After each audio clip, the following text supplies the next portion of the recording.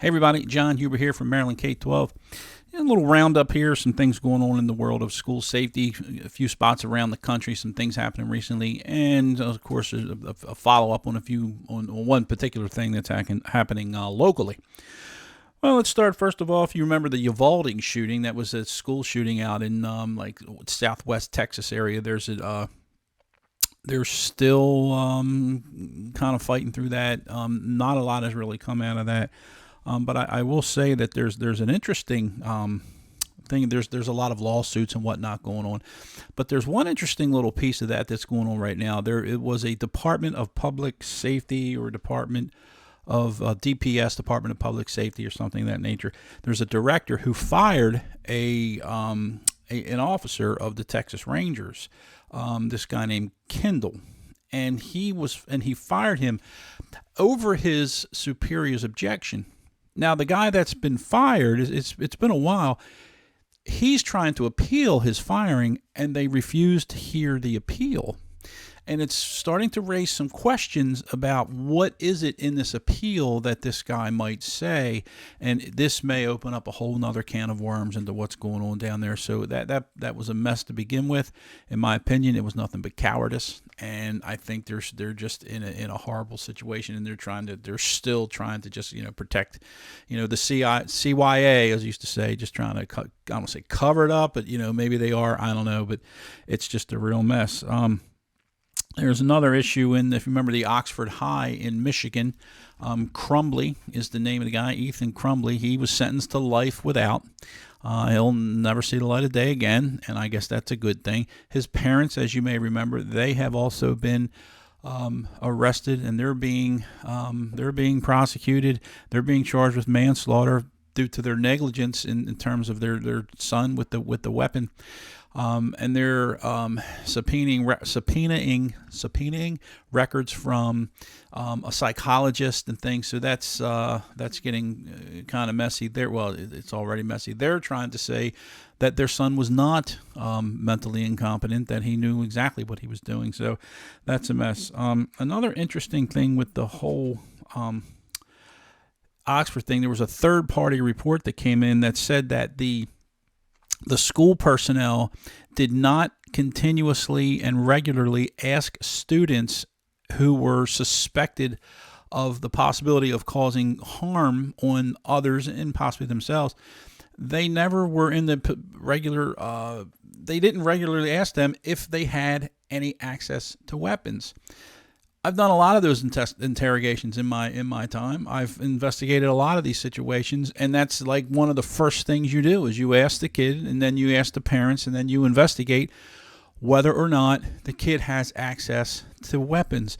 That's the first thing that you do. And all of the SROs that I've worked with over the year, they were right on it. And they would go out in the kid's house, and they would go and search kids' room to make sure to see if any of these kids who were making these threats had access to these weapons. If you remember, this is the case where he was brought to the office. He was identified as a possible threat. The counselor and the dean of students met with this kid, and they investigated him. And they told the parent needed to take the kid, have him evaluated, and could not return for 48 hours or until after he had been evaluated. The parents somehow refused to do it. They left. They sent the kid back to class.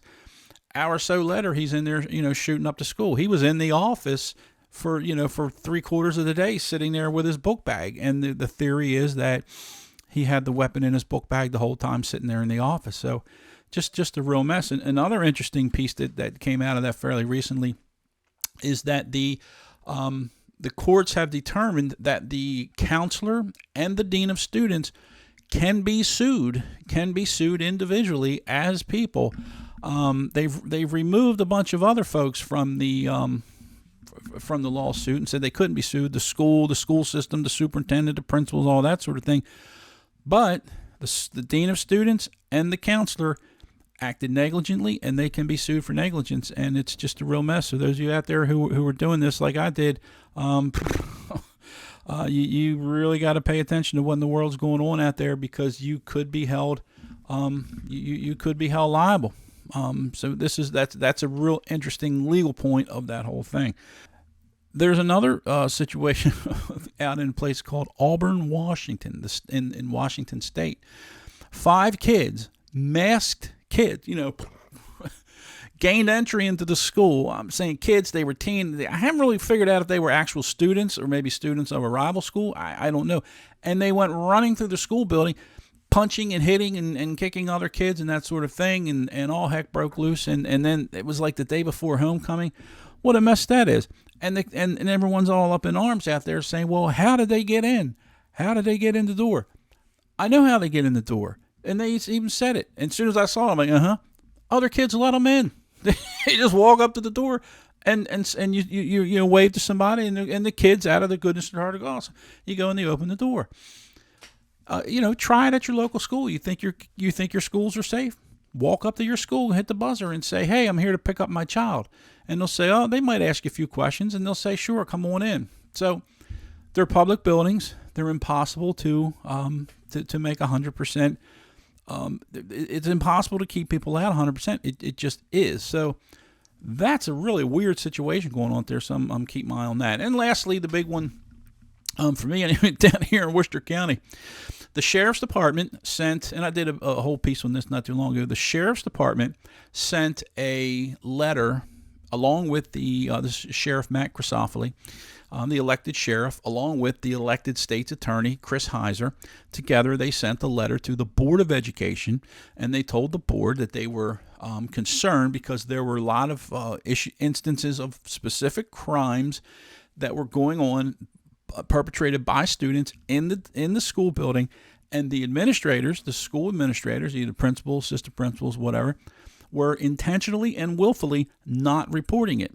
Now, that's a violation, according to the sheriff and the state's attorney, of the MOU. The MOU is the Memorandum of Understanding. That's a violation, according to them. In the MOU, it's very specifically, very clearly says that if these crimes occur, you need to report them to the SRD. SRD down here is like a SRO, same thing. They're deputies, not officers. They went to the board. They had a couple of meetings. The first meeting, then the board said they would investigate and return, and they did a couple times. Finally, the board came out with this generic statement, basically saying it was a miscommunication, misunderstanding, difference in philosophy.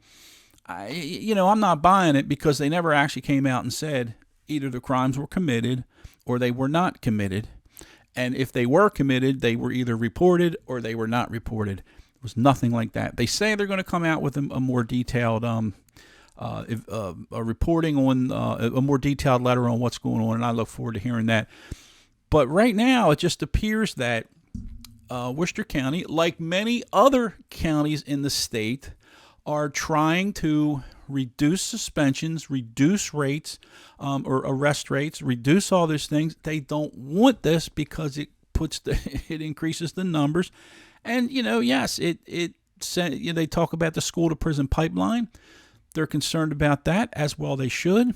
So they don't want these things reported. And that's what's happening. It's become a national trend. There's lots of data out there that says there's a lot of crimes that are going on in schools that are not being reported. They're being underreported. So I've done a piece or two on that.